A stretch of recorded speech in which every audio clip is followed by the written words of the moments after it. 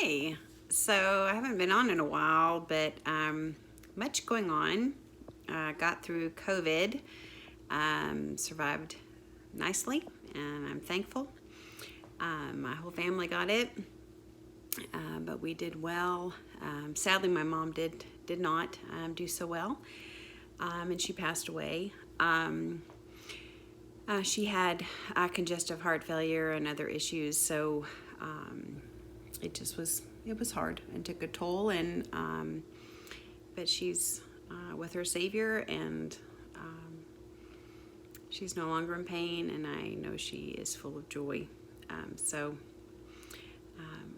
I miss her, but I would not wish her back here. She's happy and full of joy and peace, and so I'm thankful.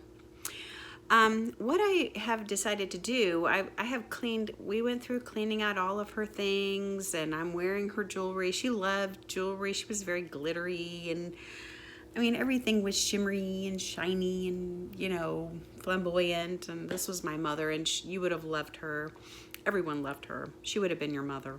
But anyway, I'll just have to be your mother now, I suppose. But anyway, one of the things that I always cherished was her recipe box, and it's a double-decker. It's a big one.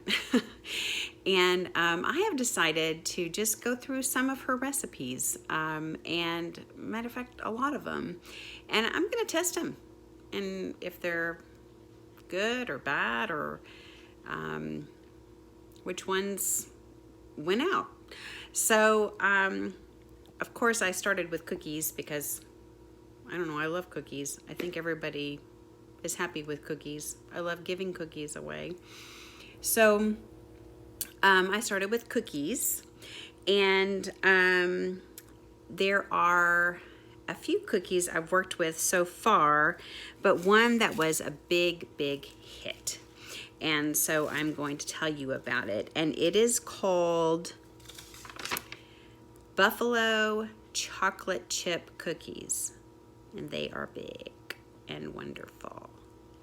So I'm going to turn my camera around here so I can show you the recipe and the dough and just what's all involved in it. But it is so good, and I hope you get to enjoy it, and you can think about my sweet mom. Her name was Lorna, and was named after the Lorna Doone book. And of course there were cookies named after that. And in her honor, this called for pecans. I didn't have pecans, so I thought, I'm going to chop up some Lorna Doone cookies and throw them in there, and it was so good. So you can either use pecans or you can just use a butter cookie or something. But I will run through the recipe with you, and it is so good. I hope you enjoy it. Okay, see you in a minute. Okay, so this recipe calls for 2 cups of oleo. Don't you love that? It's supposed to be margarine, but I don't touch margarine with a 10-foot pole, so I use butter. And it's supposed to be oleo melted. Usually I stay clear away from melted butter and cookies because usually they spread out your cookies and it just makes them a bad idea. But trust me, you want to melt your butter because you have got so many thick ingredients in it, you'll need it. It calls, and it's a big batch,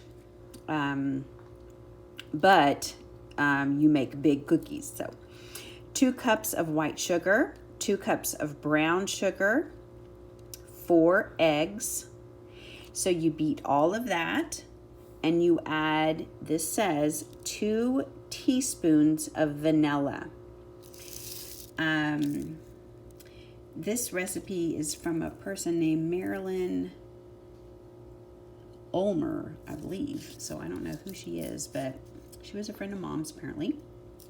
Okay, once you have all of that mixed up, and I did it all in my mixer, then you're going to add 4 cups of flour, 2 teaspoons of baking powder, 2 teaspoons of baking soda, and a half teaspoon of salt. Then you start adding in all your ingredients. I had a little bit of chocolate and a little bit of white chocolate chips. So I just used that. I think it was a half a bag of each, to be honest. And then what really makes this recipe is the cornflakes. Oh my goodness. You just have to go get a box. So I bought a box just for this occasion. Okay, so it is 2 cups of crushed cornflakes. Then you add 2 cups of old-fashioned oatmeal. Mine is not instant. I think it's just regular old oats, so it's fine. This is quick, but I don't think it matters. And then a cup of pecans. And like I said, I didn't have pecans, so in Mom's honor, I just crushed up some Lorna cookies, which are basically just a butter cookie. And if you have never had a Lorna cookie, just go get some. They're so good. And this said coconut if you want it. I did not add coconut, but it's not like you can't, so you certainly can. Okay, and then you drop by a large tablespoon, and you put 6 per greased cookie sheet. And this is what the dough looks like. Now, I have refrigerated it, since then. But it is so good. And you know how you can just, I guess I shouldn't recommend eating cookie dough because it can make you sick. So don't do that. But if one were to ever want to, like back in the olden days or whatever, eat some, I guess if your eggs were not going to make you sick, it'd be so good. Okay, but don't eat it. It'll make you sick probably, or maybe not. Anyway, I don't want to be liable for anything, so don't eat it. Okay, so you drop those onto the greased cookie sheet, and you only put 6 on a cookie sheet, and you bake them. I baked mine for about 13 minutes on 350 until slightly brown, and this is what they look like. Okay, they are gargantuan. They're so big. Look at my hand. They're beautiful and wonderful and so good. I took some to my doctor's office today, and I think they were happy. So that's a wonderful recipe. I didn't go step by step with you, but it's really a great recipe to have. It was easy, quick, but the main gig is you do want to melt your butter. And I suppose that's all. I will start to do more recipes. The next one I'm going to do, which was easy, is her peanut butter cookies. So watch for that. Thanks.